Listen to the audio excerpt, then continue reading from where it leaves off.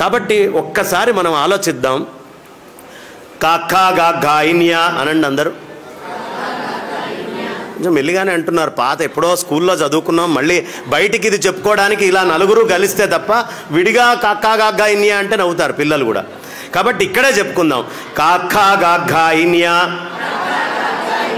ఎక్కడి నుంచి వచ్చింది ఈ చప్పుడు? ఈ గొంతులో ఈ భాగాన్ని గుర్తించండి. కాకా గా గాయిన్యా కొండనాలిక దగ్గర వచ్చిందా? ఇప్పుడు చా ఛా జా జాయిని అనండి. అంటే కొండనాలిక కింద, నాలికకి కొంచెం పైన, ఇందాకటి కంటే కొంచెం పై భాగం వాడారు. చూసుకోండి. చా ఛా జా జాయిని అయిందా? దానికంటే కొంచెం పైకి వస్తున్నారు. ఎలా చెక్కారో చూడండి అసలు అక్షరాలని. టా ఠా డా ఢా అణ ఎక్కడి నుంచి వచ్చింది? మధ్యనాలిక నుంచి వచ్చిందా? అది మడవకుండా టా ఠా డా ఢా అణ అనండి చూస్తా. టా ఠా డా ఢా అణ.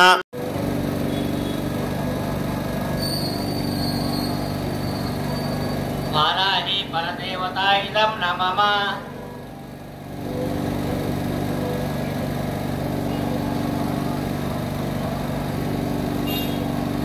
వారాహి పరదేవతాయిదం నమః.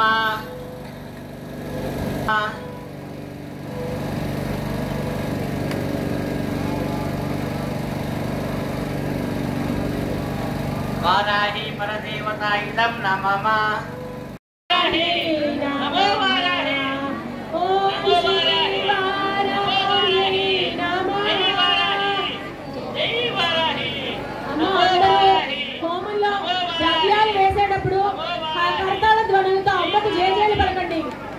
అమ్మకు కర్తాళ ధ్వనులతో జయజయలు పలకండి.